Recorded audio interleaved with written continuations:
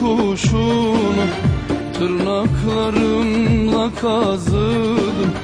Geçen yıllar yordu beni, dönüp de hiç bakmadım. Dostlarımı, sevdiğimi hayatımda satmadım. Yoruldum, yoruldum, yoruldum artık.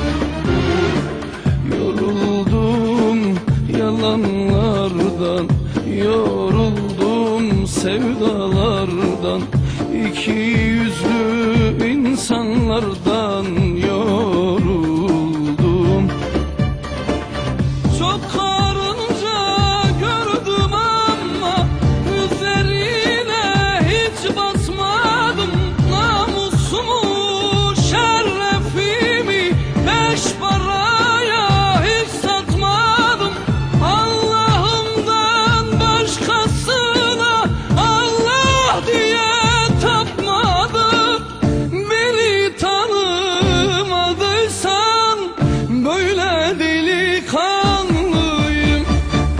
Yoruldum yalanlardan, yoruldum sevdalardan, iki yüzlü insanlardan yoruldum. Yoruldum bu dertlerden, yoruldum nankörlerden, iki yüzlü namertlerden yoruldum. Çok insan gördüm, üstünde elbisesi yok. Çok elbise gördüm, içinde insan yok. İnsanların dost veya düşman olduklarını nereden bileceksin? İnsanların alnında kahpe mi yazılı ki? İnsanların kahpe olduklarını bilesin ha?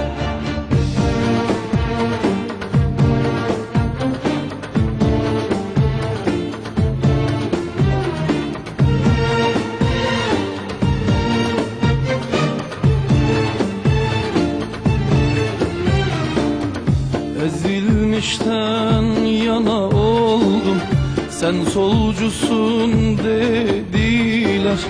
Ülkemi çok sevdim diye sen sağcısın dediler. Namaz kıldım, oruç tuttum, sen yobazsın dediler. Yoruldum, yoruldum, yoruldum artık. Yoruldum yalanlardan, yoruldum sevdalardan, iki yüzlü insanlardan yoruldum. Çok karınca gördüm ama üzerine hiç basmadım.